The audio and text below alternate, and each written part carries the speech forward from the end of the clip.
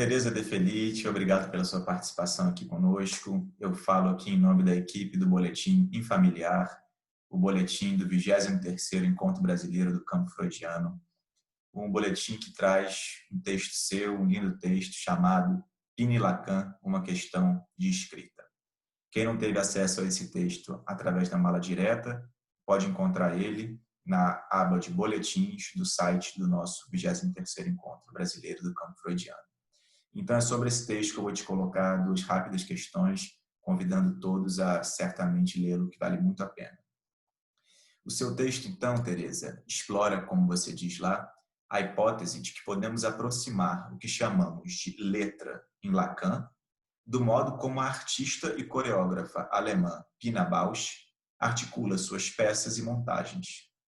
Essa aproximação, você diz, é possível quando encontramos nessa experiência artística uma dimensão do fora de sentido. Vemos nela que a linearidade de uma narrativa não é predominante nas montagens, diferentemente das peças do balé clássico, por exemplo, em que um sentido bem montado parece ser o fio condutor. Você ainda diz que, por mais que haja produções possíveis de sentido, o que parece mais forte em suas peças é um estilo de discurso, uma não linearidade, um mosaico inédito de movimentos. São fragmentos colados ou superpostos, mais do que articuláveis por uma história. Então, a partir dessa observação que você faz da obra da Pina e, consequentemente, do que Lacan tenta trabalhar com a ideia de letra, eu te pergunto, essa desconstrução da narrativa é, por si só, um avanço?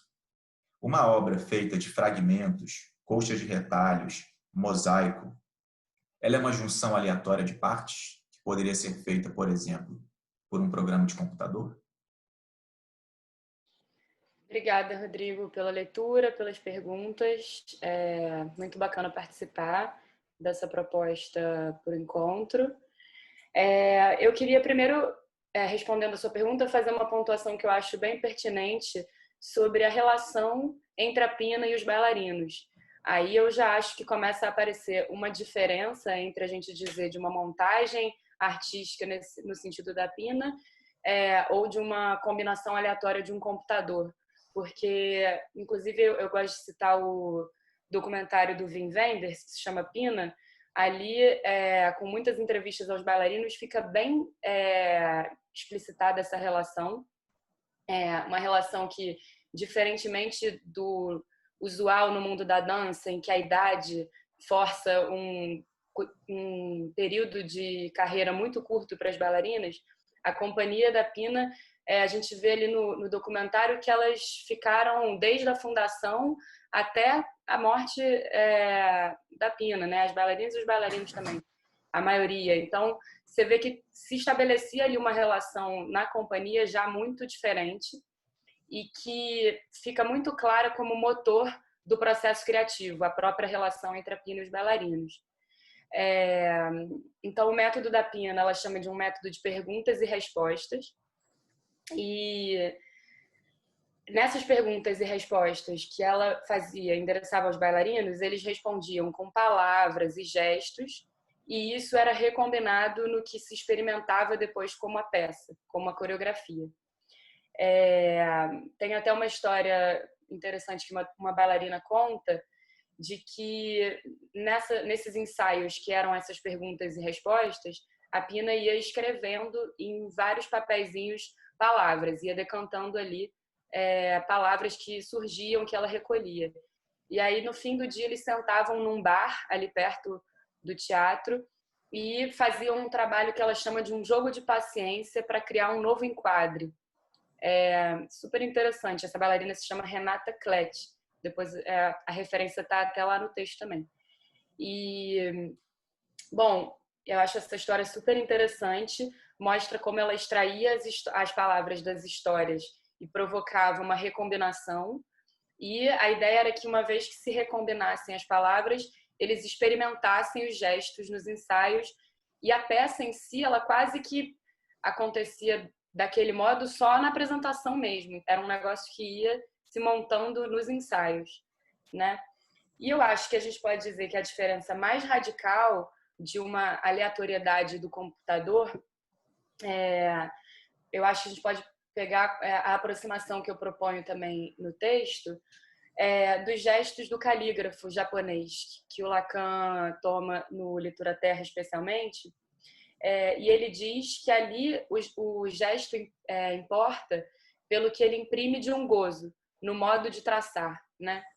Então, eu acho que a gente toma isso emprestado por esse processo de escrita e construção dos gestos da Pina, e para entender como que ela faz uma operação de liberação dos sentidos, liberação dos significados, para transmitir a singularidade do gesto que escreve a cena. Eu iria um pouco por aí na sua pergunta. Legal. Eu pego esse gancho do gesto, então, para te perguntar uma outra coisa. Num certo momento mais à frente do texto, você diz o seguinte: há escrita na fala, e isso nos possibilita dar um passo a mais e supor que pode haver uma escrita nos gestos. E você cita também uma frase da Pina: reduzir sem diminuir. A linguagem também. Muitas das palavras e frases se tornaram supérfluas. Aparecem imagens em seu lugar. Então, a partir dessa sua observação e da citação da Pina, eu te pergunto: o aspecto mais instigante dessa aproximação entre Lacan e Pina é justamente a entrada dessa dimensão do gesto, das imagens do corpo. Então, como que uma prática tão estritamente ligada à fala, como a psicanálise, pode se beneficiar, pode se inspirar dessa aproximação com a arte que tem na sua base o gesto?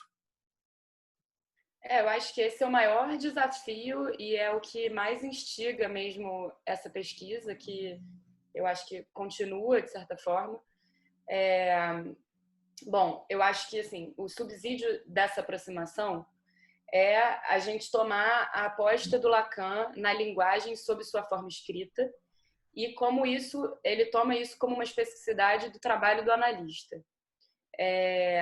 Eu acho que o que eu tento trazer com o trabalho da Pina, e aproximando do que o Lacan fala sobre a escrita do calígrafo japonês, é um recurso a mais para a gente se aproximar disso que é tão difícil da gente entender. O próprio Lacan adverte, né, que para nós ocidentais, tomar a escrita japonesa, entender essa dimensão que ele está propondo com relação ao gozo, é muito difícil.